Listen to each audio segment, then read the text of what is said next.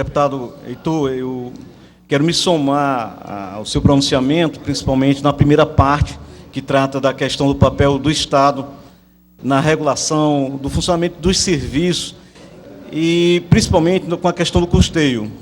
Eu acredito que o Estado deve ter um comportamento de uma ação de equidade, procurar assegurar aos setores mais carentes da população os serviços que são fundamentais.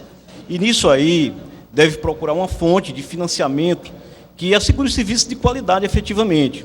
A questão do custeio, a dificuldade do custeio hoje, é uma realidade de municípios, do governo do Estado e, em determinados momentos, até do próprio governo federal. E acredito que é necessário que a gente veja, no caso da saúde, especificamente, uma nova fonte de financiamento, onde aquele que tem mais possa contribuir para melhorar a qualidade desse serviço e não impor mais sacrifício àqueles que nada têm.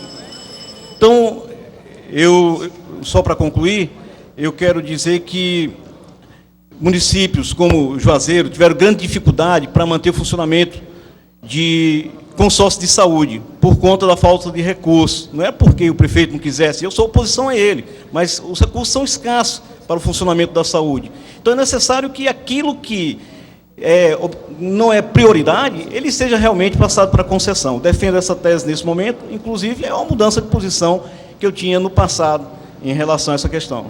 Obrigado, deputado.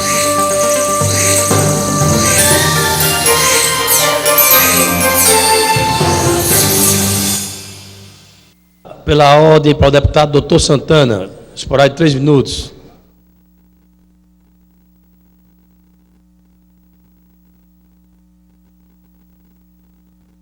Logo após, a deputada Raquel Marques.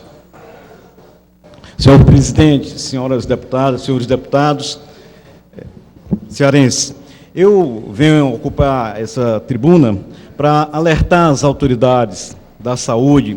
É uma questão que tenho visto com muita preocupação no que diz respeito aos pacientes da hanseníase, uma doença que ocorre de forma endêmica no Ceará, em áreas bem definidas, bem conhecidas, e que eu tive a oportunidade de participar de diversos programas que efetuaram o tratamento dessa moléstia. Nos 2 últimos anos, trabalhando como médico na região do Cariri, eu pude comprovar que muitos pacientes que teriam feito o tratamento no passado, 5, 10 e até 15 anos atrás, voltaram a apresentar sintomas da doença e, inclusive, o exame que é utilizado para dar o diagnóstico das formas mais graves, o exame positivo da baciloscopia. Me preocupou esse fato porque eu vi a doença avançar e provocar sequelas e lesões em pacientes que julgávamos curados. E não vi o serviço de prevenção, o serviço de identificação de casos novos, a busca ativa, com a mesma eficiência que ocorria no passado.